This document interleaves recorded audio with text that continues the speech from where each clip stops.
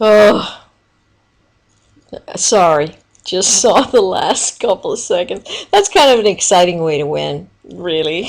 Could there be any other way for these guys to win? Anyway, so we finished Netflix. Let's go to the OIH. Let's have a look at that. Oh, we did. Sorry. Let's move to potash. Very interesting move right here. Depending on which eyeball you use to draw a trend line here, we are either right up against the trend line or we've broken the trend line to the upside. All right? And we're now in a congestion area, right? This 100 and a little bit. So watch this level. Do you see how many stocks are at these critical spaces? Either the rollover or the press. We really are in a pivot point, right? Where we're going to move up, down. But this is definitely a critical area that wherever it goes, we're going to have continuation. It's not going to be, and that's what I mean about, is this a critical area wherever we're going to, of course we're going to move up or down. That's the only way to move. But what I'm saying is, wherever we go, there's going to be continuation attached to it, right? In the event we have a doji day tomorrow, which I don't know if we will or not, but if we do have a day that doesn't have movement like that, then just look for the ones that break out of trend anyway. Remember, someone said in the stream, hey, there's not enough volume to push it into 11. It's got nothing to do with volume, okay? It's got to do with the press into the next natural space, right?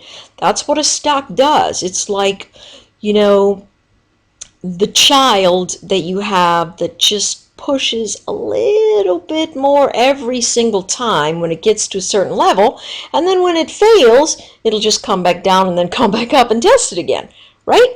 That's exactly the way these stocks behave. They do. So that's what we'll be doing there. RIM, well, RIM is not quite so, this is a good area for RIM to go long, frankly. We've got these pieces. If you can look here, you can see a little bit of congestion, somewhere maybe up to the 63 region, and then we're going to bump into trouble again. We just can't seem to get over this last hump after the drop down. But we'll see what's going on right there. That also, there is a little bit of room, but not a great deal of continuation. We don't have Sears Holdings in there. I'll do that in the second one. And then WLT. Look at this. Right up into resistance.